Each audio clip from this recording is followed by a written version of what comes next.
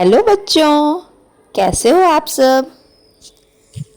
आज मैं फिर से आ गई हूँ आपके लिए एक और मज़ेदार कहानी लेकर।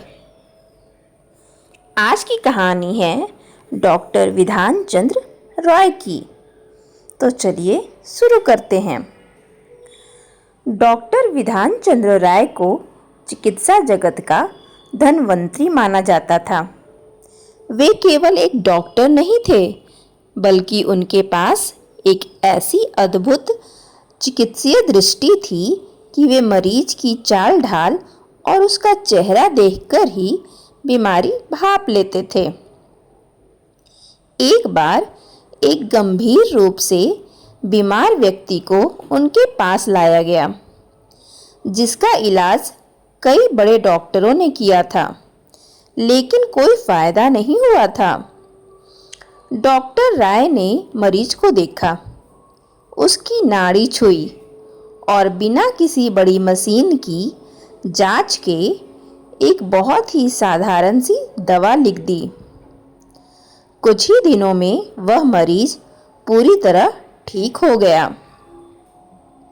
जब अन्य डॉक्टरों ने उनसे इस चमत्कार का कारण पूछा, तो उन्होंने मुस्कुराकर कहा, मशीनें केवल आंकड़े देती हैं, लेकिन एक डॉक्टर को मरीज की आंखों में उसकी तकलीफ को महसूस करना चाहिए। जब वे पश्चिम बंगाल के मुख्यमंत्री बने, तब देश विभाजन की त्रासदी और शरणार्थियों की समस्या से जूझ रहा था।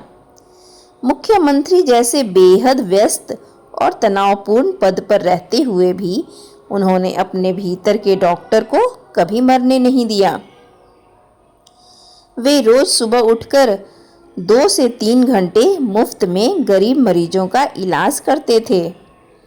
कई बार देश के बड़े नेता भी हैरान रह जाते थे कि राज्य की बड़ी फाइलों को निपटाने के बाद भी वे मरीजों के लिए समय कैसे निकाल लेते हैं।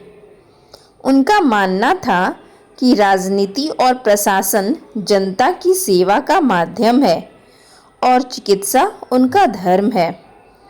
उन्होंने ही आधुनिक कोलकाता शहर की रूपरेखा तैयार की थी। तो कैसी लगी आपको आज की कहानी?